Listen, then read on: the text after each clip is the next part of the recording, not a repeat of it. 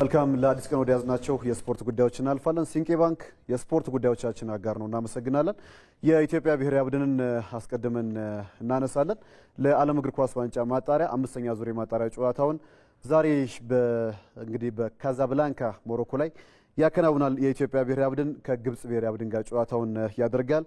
ለአርቢ ዛውሊ ስታዲየም ደግሞ ለሊት 6 ሰዓት ላይ ጨዋታውን የሚያስተናግደው ስታዲየም ይሆናል። 6 ቡድኖች በሚገኙበት ምድብ አንድ ላይ የኢትዮጵያ ብሔራዊ ቡድን በምድቡ ካደረጋቸው 4 ጨዋታዎች 3 ያቻ ውጤቶችን አስመዝግቦና አንድ ጨዋታ ተሸንፎ በ3 ነጥብ አምስተኛ ደረጃ ላይ ተቀምጧል። እንግዲህ 4 ጎሎች ተቆጥረውበታል። በምድቡ አንድ ጎል ብቻ ነው ማስቆጠር የቻለው። የዛሬ ኢትዮጵያ ብሔራዊ ቡድን ተጋጣሚ የግብጽ ብሔራዊ ቡድን በ4 ጨዋታዎች እንግዲህ 3ቱን ድል ማድረግ ችሎና አንድ ጨዋታ በአቻ ውጤት አጠናቆ በ10 ነጥብ ምድቡን ይመራል። ግብጽ በታሪኳ ለ3 ጊዜያት በዓለም ዋንጫ መድረክ ላይ ተካፍላለች። የሩሲያው የ2018 የዓለም እግር ኳስ ዋንጫ የመጨረሻ የተሳትፎ መድረኳ ነው። በአህጉር አቀፍ መድረክ እንዳላት ስኬት በዓለም ዋንጫ መድረክ ላይ ተሳትፏ በደማቅነቱ ሊነሳ የሚችል አይደለም። ኡሳማ ሐሰን የቀድሞ ስኬታማ አጥቂ የግብጽ ብሔራዊ ቡድን ከያዘ በኋላ ፈርዖኖቹ በጣም ጥሩ ለውጥን አምጥተዋል። በምድብ ማጣሪያ ላይ እንግዲህ ዛሬም ስኬታማ ተጫዋቾች በቀዩ መለያ ይጠበቃሉ።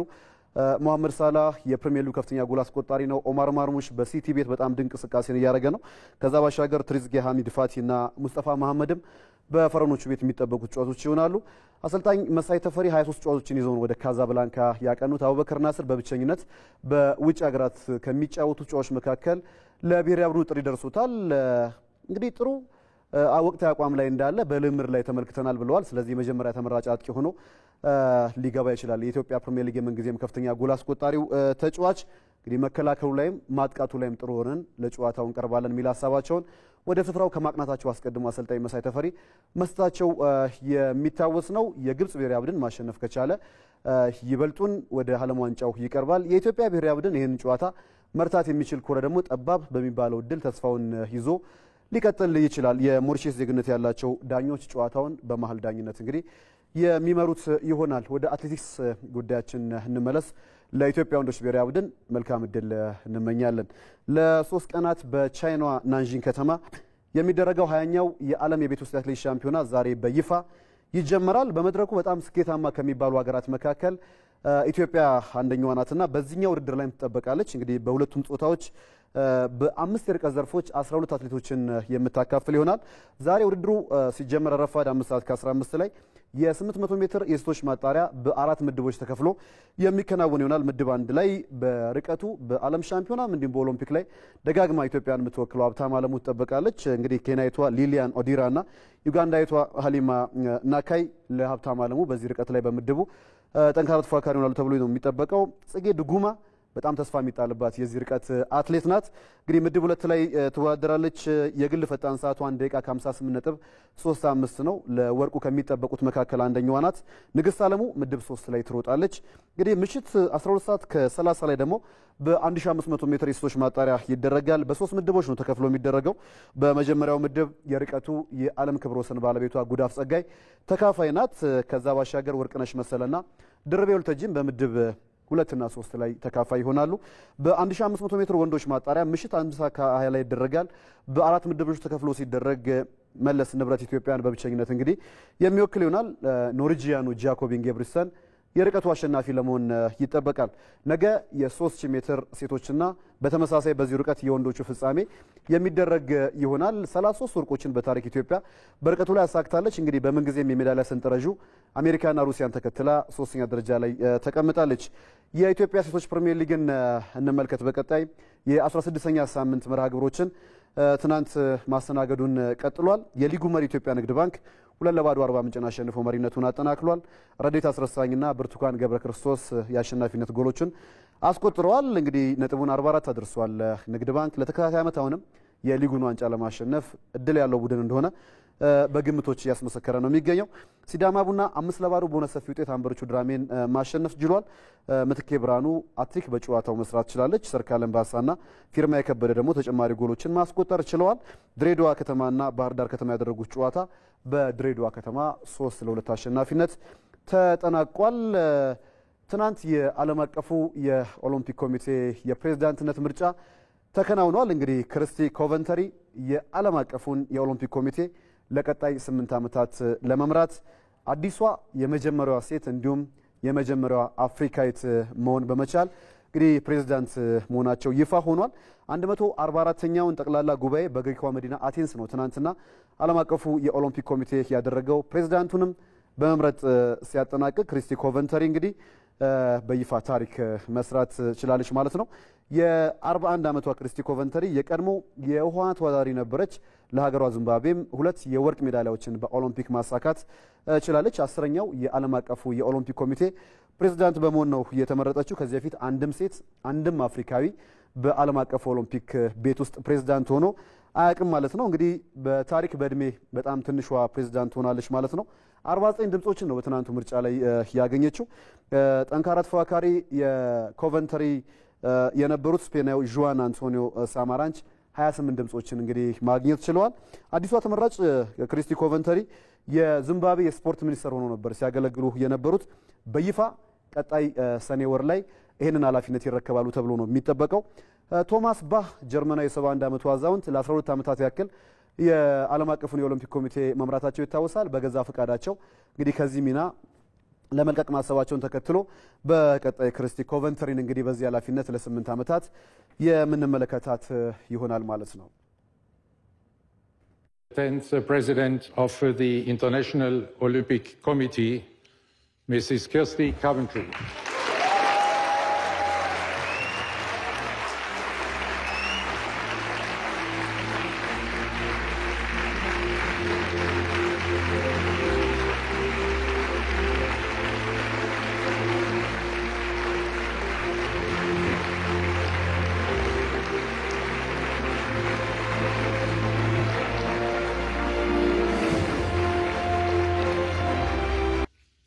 Dear President and my very dear colleagues, this is an extraordinary moment. As a 9-year-old girl, I didn't. ዓለም አቀፉን የኦሎምፒክ ኮሚቴ እንግዲህ ብቻ የመጀመሪያዋ ታሪካዊ እንስት ሆነው ክሪስቲ ኮቨንተሪ የሚመሩት ይሆናል ለቀጣይ 8 ዓመታት። ወደ ዓለም እግር ኳስ ዋንጫ የማጣሪያ ጨዋታዎች እናምራና የአፍሪካን የሀገራት የማጣሪያ ጨዋታ እንመለከታለን። ለ2026ቱ የዓለም ዋንጫ ለማለፍ ሀገራት የማጣሪያ ጨዋታቸውን በአምስተኛ ዙር ማከናወናቸውን ቀጥለዋል። ትናንት ከምድብ 3 ዚምባብዌና ቤኒን ሀረሪ ላይ ያደረጉት ጨዋታ ሁለታቻ በሆነ ውጤት ተጠናቋል። ኢትዮጵያ ኢንተርናሽናል አርቢትር በአምላክ ሰማ በመሃል ዳኝነት የመሩት ረዳቶቹ ሳሙኤል ተመስገንና ትግል ግዛው እንዲሁም በአራተኛ ዳኝነትም ኃይለ ኢየሱስ ባዘዘው በዚህ ጨዋታ ላይ የሰየሙበት መርሃ ግብር ነበረ። ሁለታቻ አልቋል። ቤኒን 8 ነጥቦችን ይዛ ምድቧን እየመራች ነው የምትገኘው። ዚምባብዌ ትናንት በሜዳዋ ነጥብ የጣለችው ቡድን በ3 ነጥቦች 6ኛ ደረጃ ላይ ተቀምጣለች። ምድብ 6 ላይ ጋምቢያና ኬንያ ያደረጉት ጨዋታ 3-3 በሆነ ውጤት ተጠናቋል። ይህ ጨዋታ የቀድሞ ስኬታማው የደቡብ አፍሪካ አጥቂ ቤኒ ማካርቲ የመጀመሪያ አሰልጣኝነቱን በኬንያ እንግዲህ ጀምሯል። ትናንትና ነጥብ ተጋርቷል። ያኩቡ ምንቴ በብራይተን ቤት በፕሪሚየር ሊጉ የምናውቀው ተጫዋች ነው። ትናንት ለጋምቢያ ድንቅ እንቅስቃሴ ነበረው። ጋቦን ከዚህ ምድብ ሲሸልስን 3-0 በሆነ ውጤት ነው ማሸነፍ የቻለችው። ጋቦን 12 ነጥቦችን ይዛ ምድቡን ትመራለች። ኮትዲቫር በ10 እና ብሩንዲ በ7 እንዲሁም ኬንያ በ6 ተከታዩን ደረጃ የያዙ ሀገራት ናቸው።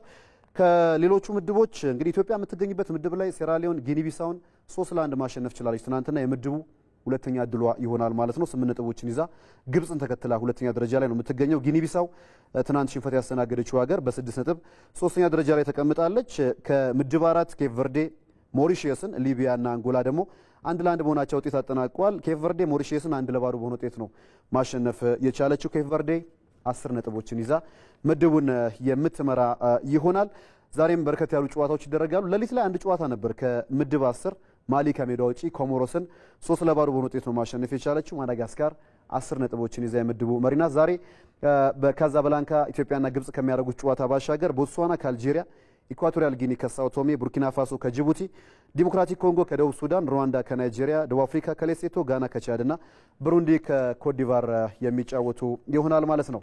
ሌላኛውን ጉዳይ እንመልከት። በዚሁ በዓለም እግር ኳስ ዋንጫ የማጣሪያ መርሃ ግብር ጃፓን ወደ 2026ቱ የዓለም እግር ኳስ ዋንጫ ያለፈች የመጀመሪያው ሀገር መሆኗ ተረጋግጧል። እንግዲህ በኤሽያ ቀጠና የ7ኛ ዙር የዓለም ዋንጫ ማጣሪያ ትናንት ከምድብ 3 በሜዳዋ ባህሬንን የገጠመችው ጃፓን 2-0 በሆነ ውጤት እንግዲህ በመርታት 3 ጨዋታ እየቀራት ወደ ዓለም ዋንጫው ማለፏን አረጋግጣለች። ለክሪስታል ፓላስ የሚጫወተው ዳይቺ ካማዳ እና የሪያል ሶሲዳዱ ታኬ ኩቡ ለጃፓን ጎሎችን ያስቆጠሩ ተጫዋቾች ሆነዋል። እንግዲህ ከሰባት ጨዋታዎች 6ቱን ማሸነፍ ችላለች ጃፓን። አንድ ጨዋታ ነው በአቻ ውጤት ያጠናቀቀችው። በ19 ነጥብ የምድቡ መሪ ሆና ወደ ዓለም ዋንጫው አልፋለች። ለስምንተኛ ጊዜ ይሆናል ለጃፓን። ለመጀመሪያ ጊዜ 1998 የፈረንሳዩ የዓለም ዋንጫ ላይ ነው ተሳትፏን የጀመረችው። ባለፉት ተከታታይ 7 የዓለም እግር ኳስ ዋንጫዎች ላይ መሳተፍ ችላለች ኤሽያዊቱ ሀገር። እንግዲህ 8 ሀገራት ናቸው ከዚህ ቀጠና ከዚህ አህጉር ወደ ዓለም ዋንጫው የሚያልፉት። ከአስተናጋጆቹ ዩኤስኤ፣ ካናዳና ሜክሲኮ በመቀጠል በማጣሪያ የመጀመሪያው ሀገር ጃፓን ሆናለች ማለት ነው ዓለም ዋንጫውን የተቀላቀለች። የአውሮፓ ኔሽንስ ሊግን በቀጣይ እንመለከታለን። እንግዲህ ተጠባቂ የሩብ ፍጻሜ ጨዋታዎች ተደርገዋል። ትናንትና ሮተርዳም ላይ ኔዘርላንድና ስፔን ያደረጉት ጨዋታ ተጠባቂውና ትኩረት ያገኘው መርሃ ግብር ነበር። ሁለታቻ በሆነ ውጤት ተጠናቋል። ይሄ መርሃ ግብር ኒኮ ዊሊያምስ 9ኛው ደቂቃ ላይ ለስፔን ብሔራዊ ቡድን ጎል አስቆጥሮ ስፔን መሪ ነበረች። ጨዋታው ኮዲ ጋክፖና የኤሲ ሚላኑ ተከላካይ ቲያንጂ ራይንደርስ ባስቆጠሯቸው ጎሎች ኔዘርላንድ መራች። በኋላ ላይ ሚካኤል ሜሪኖ በቅርቡ የተለየ ሚናን በአርሰናል ቤት ተላብሶ አጥቂ ሆኖ ስንመለከተው የነበረው ተጫዋችና ጎሎችን እያስቆጠረ የሚገኘው ተጫዋች ትናንትም በጭማሪ ደቂቃ ለስፔን 93ኛው ደቂቃ ላይ ጎል አስቆጥሮ ሀገሩን አቻ ማድረግ ችሏል። እንግዲህ በጨዋታው ጆሬል ሃቶ ከኔዘርላንድ በኩል በቀይ ካርድ ወጥቷል።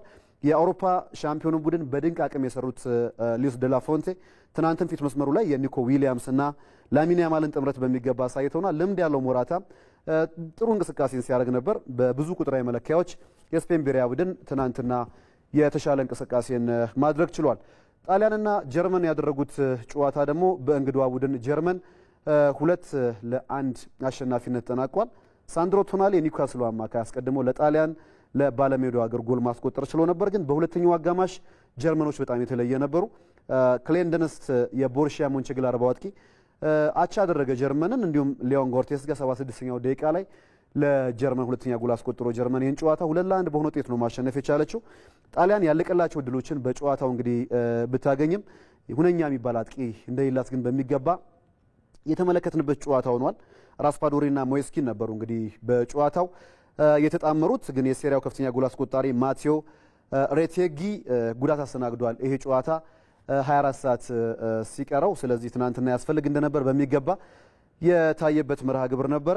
ስፓሌቲ ከባድ ፈተና ይጠብቃቸዋል ማለት ነው። እንግዲህ የመልሱ ጨዋታ ጀርመን ላይ ነው የሚደረገው። ጁሊያን ኔግልስማን ግን አድናቆትን እያገኙ ነው የሚገኙት። ዴንማርክና ፖርቹጋል በፓርከን ስታዲየም ያደረጉት ጨዋታ ደግሞ በባለሜዳዋ ዴንማርክ 1-0 አሸናፊነት ተጠናቋል። የማንቸስተር ዩናይትዱ አጥቂ ራስመስ ሆይሉንድ ተቀይሮ ገብቶ ሜዳ ውስጥ በነበረበት 7 ደቂቃዎች ጎል ማስቆጠር ችሏል። ብቸኛዋን የአሸናፊነት ጎል እንግዲህ ለብሔራዊ ቡድኑ 8ኛ ጎል ሆኖ ተመዝግቦለታል። በቅርብ ጨዋታዎች ላይ ከበርካታ ጨዋታዎች የጎል ድርቅ በኋላ ለማንቸስተር ዩናይትድም ጎል ማስቆጠሩ የሚታወስ ነው። ሌላኛው የክለብ አጋሩ ክርስቲያን ኤሪክሰን ትናንትና ለዴንማርክ ፍጹም ቅጣት ምት አግኝቶ እንግዲህ ሳይጠቀምበት ቀርቷል። ፖርቹጋል በጣም ድንቅ የሆነ ስብስብን ይዛ ብትቀርብም ግን አሁንም ኳስና መረብን የሚያገናኝ ተጫዋች ሳታገኝ ቀርታለች። ሮናልዶ ለ22 ተከታታይ ዓመታት ለብሔራዊ ቡድን ተሰልፎ በመጫወት ትናንትም አዲስ ታሪክ አስመዝግቦ ነበር። ከሮናልዶ ባሻገር ራፋኤል ሊያው፣ ብሩኖ ፈርናንዴዝ፣ ዦዋ ኔቬዝ፣ ቪቲኒያ፣ ዳሎትና ሜንዴዝን የመሳሰሉ ድንቅ ተጫዋቾች ነበሩ። ግን ትናንት ተሸንፋለች። የመልሱ ጨዋታ ከ3 ቀናት በኋላ በስታዲዮ ጆዜ አልቫሬድ የሚደረግ ይሆናል። አሁንም ተስፋ አለን የሚል ሀሳባቸውን እንግዲህ የፖርቹጋሉ አሰልጣኝ ማርቲኔዝ ሰጥተዋል። ክሮኤሺያና ፈረንሳይ ያደረጉት ጨዋታ ሌላኛው በአውሮፓ ኔሽንስ ሊግ ሩብ ፍጻሜ ትኩረትን ያገኘው ጨዋታ ነበረ።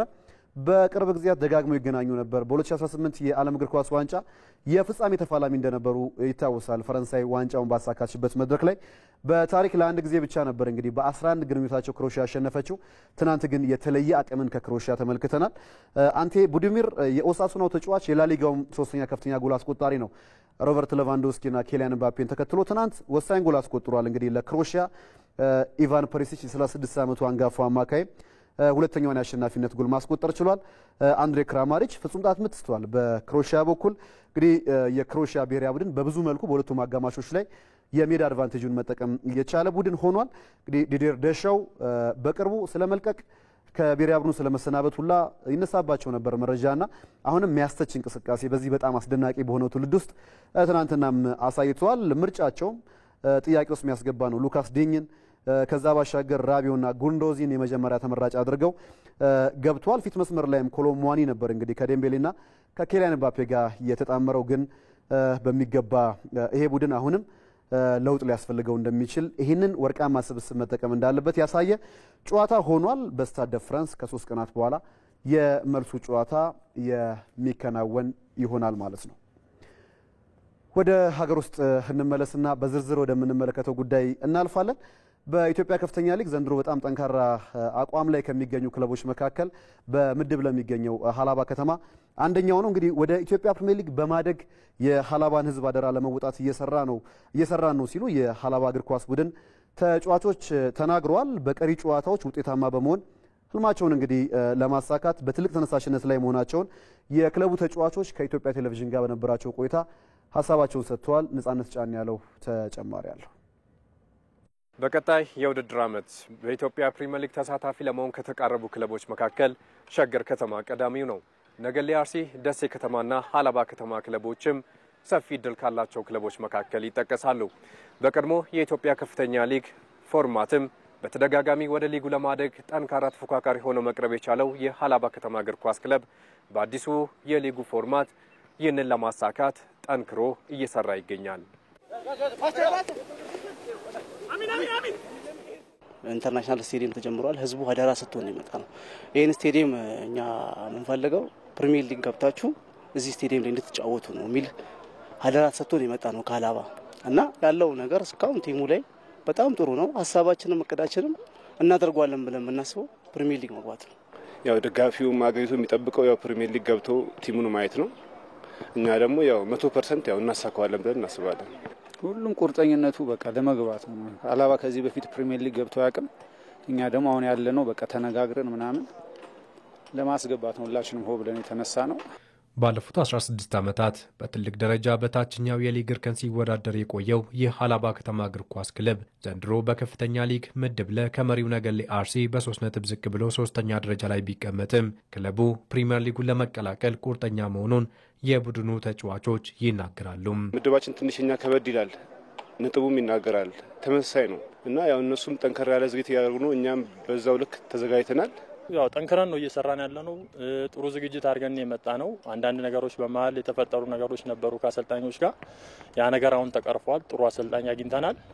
ፕሪሚየር ሊግ ለመግባት እኛ ቆርጠን ተነስተናል። በዛ ደረጃ እየሰራን ያለነው በቃ እኛ እያሰብን ያለው ስለ ሀላባና ስለ ሀላባ ብቻ ነው። ነገሌ ዛጋ ያሸንፍ አያሸንፍ እኛ ብዙም እንትን አይደለም። ያው ከነገሌ ጋር ስንገናኝ የምናደርገውን ነገር እናደርጋለን። ከዛ ውጭ ስለ ደሴና ስለ ነገሌ እኛ አሳስበን እኛ ፕሪሚየር ሊጉን ብቻ ጆይን ስለማድረግ ነው እያሰብን ያለነው። 4 ቡድኖችን ወደ ፕሪሚየር ሊጉ ማሳደግ የቻሉት የክለቡ አሰልጣኝ ክፍሌ ቦልተናም ለቡድኑ አዲስ ቢሆኑም የሀገሪቱን ታላቅ ሊግ ለመቀላቀል እድሉ አለን ብለዋል። ሙሉ በሙሉ ቲሙን አውቄዋለሁ።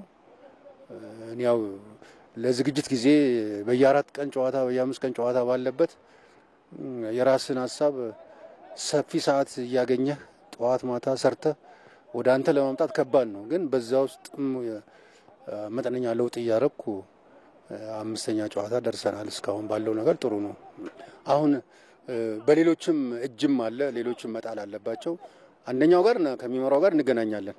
የራሳችን በራሳችን እድል እንወስናለን እና ይሄን ስታዩ በጣም ተቀራራቢ ነው ነጥባችን።